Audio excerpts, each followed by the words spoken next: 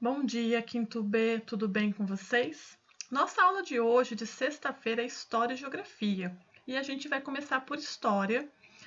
E calhou da página 84 e 85 falar sobre a violência contra os indígenas. E essa semana foi uma semana especial com atividades temáticas sobre os indígenas. Por quê? Porque 19 de abril foi o dia do índio.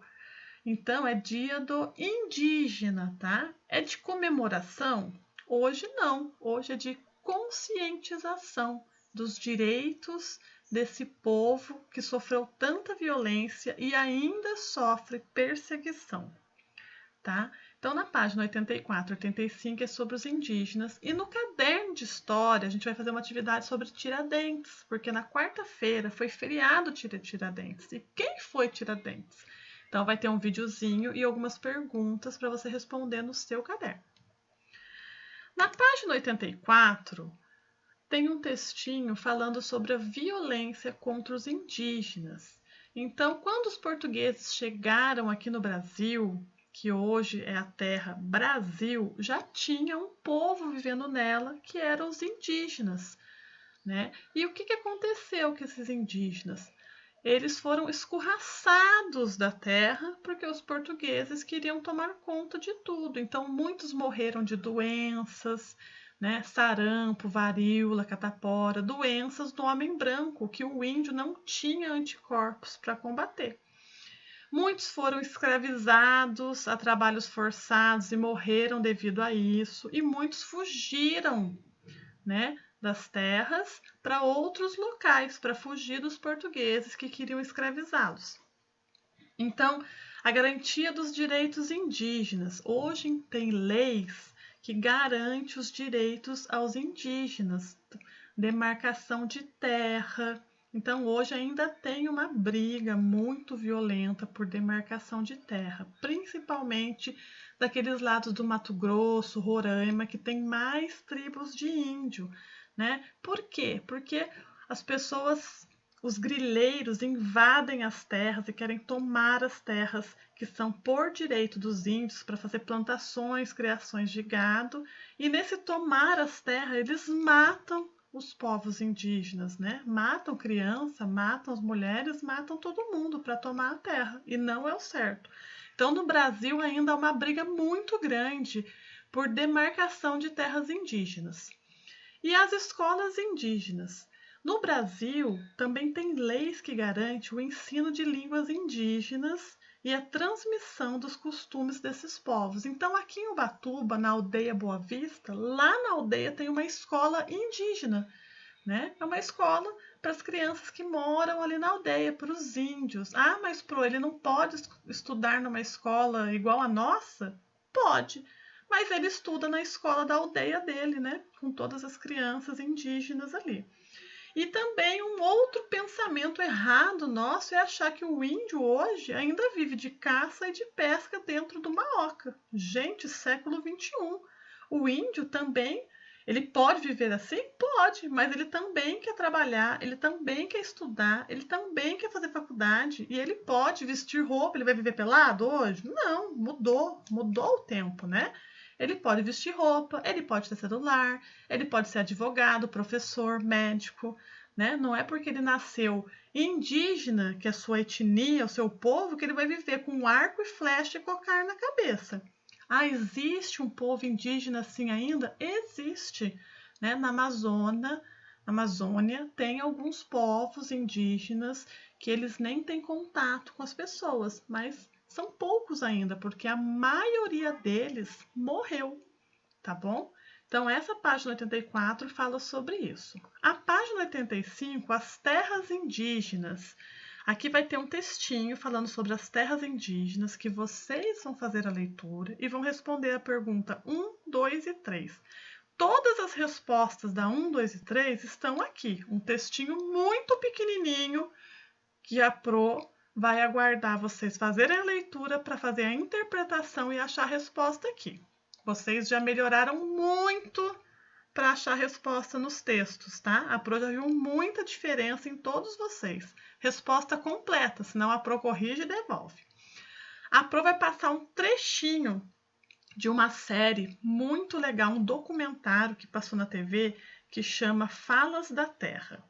Tá? O pessoal que foi presencial essa semana vai assistir hoje. Então, o pessoal que não foi presencial e vai na semana que vem, a Pro vai passar também. E eu vou dar um jeito de baixar esse episódio para vocês assistirem, para quem não assistiu. Foi muito interessante o episódio Falas da Terra e teve depoimentos dos índios que ainda existem hoje no nosso país e lutam por melhorias, por direitos, por igualdade, para viver, para não serem assassinados. Foi muito bacana. A Pro vai passar um pedacinho aqui para vocês e depois eu volto para explicar a atividade de Tiradentes e geografia, tá bom?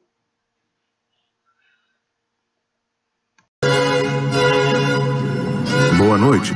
Temos aqui uma pintura do fim do século XIX. Uma obra de arte numa sala de museu. E já que a arte tem o poder de nos transportar, vamos agora viajar para o ano de 1500. Essa é uma das primeiras missas celebradas em solo brasileiro, logo que os portugueses chegaram por aqui com suas caravelas. Olha só quantos índios pelados, felizes, sendo catequizados na maior harmonia e tranquilidade. É uma cena clássica do tão conhecido Descobrimento do Brasil, que muita gente já viu nos livros de história. Tem até quem diga que foi ali que começou a história do nosso país, certo? Errado. Essa não é a verdadeira história. Como pode a chegada dos portugueses marcar o início da nossa história? O meu povo já estava aqui antes, há muito tempo. O que começou nesse momento foi a nossa luta. Luta por sobrevivência, a nossa resistência em continuar existindo. Na época, éramos cerca de 5 milhões. E hoje não chegamos a 900 mil. Nesses 521 anos, contaram a nossa história. Na arte, nos filmes, nos livros de escola, na política. Mas não hoje. Não mais. Chegou a vez de ouvir a nossa voz. O meu nome é Liangaia. Eu sou indígena, acolhida por diversas etnias. Pois assim como muitos outros parentes, eu não sei ao certo qual é a minha, já que minha mãe não fala mais a sua língua. Como atriz indígena, eu luto por mais espaço e visibilidade para pessoas como eu, no teatro e no audiovisual. E luto para que a gente possa usar esse dia 19 de abril para revolucionar a questão indígena. Agora é com a gente. Vamos contar quem somos e qual é a nossa luta. O atu miaré, o atu boquinhão e o burum mangutré, ré, ré, ré, ré, ré, ré, ré.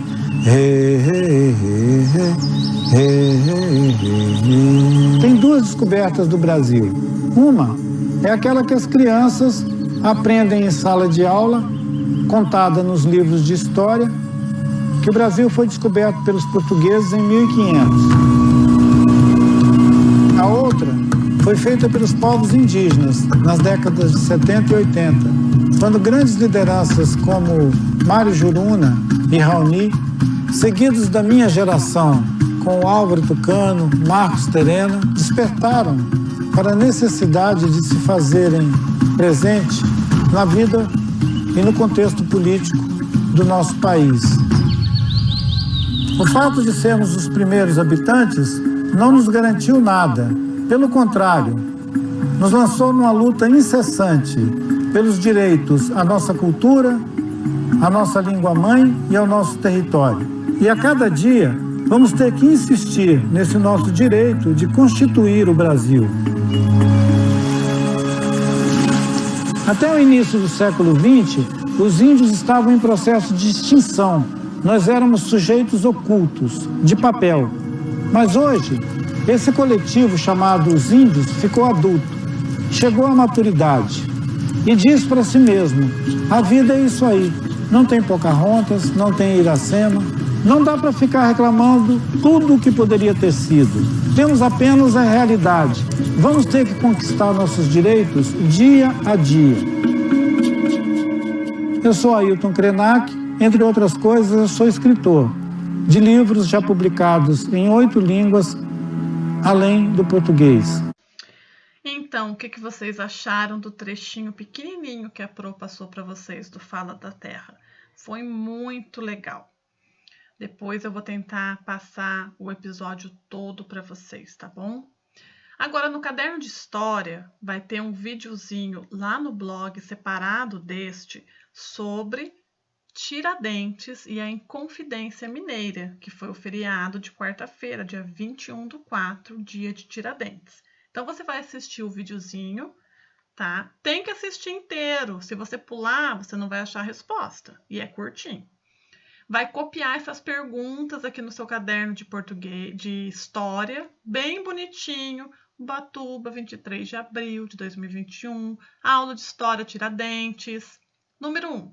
Desenhe a bandeira de Minas Gerais e explique a bandeira. No começo do filminho tem a explicação da bandeira. E ó, a Pro já deu uma colher de chá e já colocou a bandeira aqui. 2. O que levou um grupo de pessoas a se rebelar contra Portugal? Por que esse grupo de pessoas de Minas ficaram contra Portugal? 3. O que era a derrama? 4. Por que Joaquim Silvério dos Reis foi considerado um verdadeiro inconfidente? E 5. Como e quando Tiradentes morreu? Então, a palavra inconfidentes explica lá no videozinho que inconfidentes significa traidor. Então, chama Inconfidência Mineira. Mas por que chama Inconfidência Mineira? Porque eles traíram a coroa de Portugal, né? Mas o verdadeiro traidor foi esse cara aqui, ó, Joaquim Silvério dos Reis, que ele estava junto no grupo de pessoas da Inconfidência Mineira e traiu os amigos. Aí você vai explicar como que ele fez isso. Também explica no videozinho, tá bom? Depois de história, nossa aula de geografia de hoje é sobre a hidrografia, da página 52 a 55. Então, semana passada em geografia, a gente falou um pouquinho sobre os relevos, né? E agora sobre a hidrografia. Rio é um curso natural de águas. O rio pode se originar de fontes subterrâneas debaixo da terra, de água das chuvas e do derretimento de neve e de geleiras. Desde seu ponto de origem, isto é, desce da sua nascente, e o rio percorre um caminho até chegar à sua foz, que é o local onde ele deságua. A foz de um rio pode ser o oceano, um lago ou outro rio. Então, cada rio termina em um local, alguns no mar, alguns em algum lago e alguns em outro rio. No caminho, o rio pode receber água de outros rios que são chamados afluentes. Então, aqui tem duas fotos, né? Foz do rio Corumbau, no Oceano Atlântico, município de Prado. Então, aqui está o rio, ele deságua onde? No mar. E aqui o rio principal é aquele que deságua no mar. Então, aqui é o rio principal, ó. E aqui são os outros afluentes, são rios que encontram com ele e deságua no mar. Número 1, o que é a nascente de um rio e a foz? Então, tá aqui no textinho, tudo escrito, gente. Página 53. A maioria dos rios brasileiros é permanente. A maioria dos rios brasileiros nunca seca, ou seja, seu fluxo de água é contínuo. Eles são chamados de rios perenes ou rios permanentes. Alguns rios secam durante certo período do ano. Eles são chamados de rios temporários e correm apenas no período de chuvas. Esses rios localizam-se nas áreas mais áridas do território brasileiro. Árida é seca, é uma área que não chove, onde há longos períodos de seca. O Brasil tem uma diversidade muito grande de paisagens que apresentam rios permanentes e temporários. Veja alguns exemplos. Então, aqui, ó, Rio Negro, município de Novo Arão, estado do Amazonas, 2017. Esse é o Rio Negro, é um rio permanente. Ponte sobre o Rio Paraíba, no meio do município de Viçosa, estado de Alagoas, em período de estiagem. Ó, o Rio Paraíba, quando para de chover, ele dá uma secada. Então, ele é um rio temporário. 2. Há rios perenes, permanentes no lugar onde você vive? Se sim, cite o nome. Aqui em Ubatuba há rios permanentes, então você vai precisar pesquisar no Google Maps o nome desses rios permanentes. É um rio que não seca. Ali na Ressaca tem um rio enorme que passa embaixo da ponte, é um exemplo. Você pode pegar outros exemplos. 3. No lugar onde você vive, há algum rio temporário? Aqui em Ubatuba tem rio temporário, um rio que seca? Olha, gente, eu acho que tem também. E eu acho que tem no Itamambuca, tá bom? Mas a Pro vai pesquisar também para falar para vocês. Mas pesquisa no Google, rios permanentes de Ubatuba e rios temporários de Ubatuba. Aí você vai colocar os nomes aqui. Página 54. Rios de planícies e rios de planaltos. Há rios que correm em terrenos mais planos, terrenos retos, não apresentados desníveis em seu curso. Então, é um rio que segue retinho. Esses rios são chamados de rios de planícies e podem ser utilizados para navegação, pesca e atividade de lazer. Então, aqui o Ubatuba tem rio retinho, não tem? Onde o barquinho de pesca consegue navegar tranquilo, onde a gente consegue nadar. Vai pensando nas praias que tem rio junto. Aqui em Ubatuba tem rio que deságua na praia. Há rios que atravessam terrenos irregulares e apresentam desníveis em seu curso, formando quedas d'água, cachoeiras.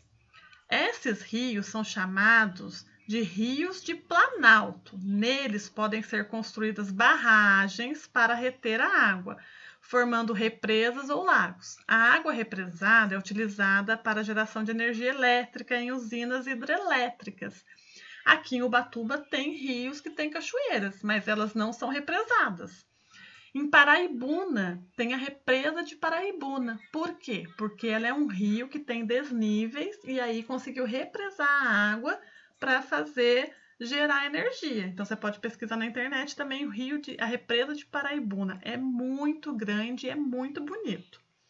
Então, aqui tem uma foto do Rio Garrafa, município Joaquirina, estado do Rio Grande do Sul. 4. No lugar onde você vive, há rios parecidos com esses mostrados nas fotos? Ó, no lugar onde a gente vive, não há um rio que forme uma cachoeira represada, mas há rios com pequenas cachoeiras. Então, você vai pesquisar para pôr o nome dos rios que tem aqui o Ubatuba, os principais.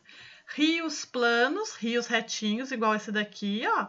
E os rios que tem cachoeira. Tem bastante cachoeira em Ubatuba, hein? Nas usinas hidrelétricas, a energia do movimento da água dos rios é transformada em energia elétrica. Então, aqui na foto, ó, ele represou um rio e toda a água que passa para cá é transformada em energia elétrica. As barragens de uma usina hidrelétrica são construídas nos rios e armazenam a água em represas. Quando essa água é liberada, ela movimenta turbinas ligadas em gerador, produzindo energia elétrica. Muitas vezes, a construção de barragens e de reservatórios inunda áreas florestadas, alterando todo o ecossistema da região. A vegetação e a fauna ficam submersas, o que coloca várias espécies em risco de extinção. Cidades também são inundadas com a construção de barragens, obrigando a população a se mudar para outros locais. Então, aqui é a usina hidrelétrica de Itaipu, do Rio Iguaçu. Número 3. Que prejuízos a construção de barragens e de reservatórios pode causar ao meio ambiente e às pessoas? Esta resposta está neste textinho aqui. Você vai ler de novo e vai colocar uma resposta muito completa aqui embaixo, tá bom? Então, essas são as nossas atividades de hoje do Sextou História e Geografia, para a gente finalizar a semana bem bacana, tá? Resposta bonita, completa, faz a leitura com calma, gente, grifa a resposta no texto, tá? Até o final do ano vocês vão estar escrevendo um livro, porque a Pro é chata, hein? Fez incompleta, a Pro devolve. Até vocês aprenderem a achar a resposta num textinho minúsculo como esse, tá bom? Beijos, bom final de semana!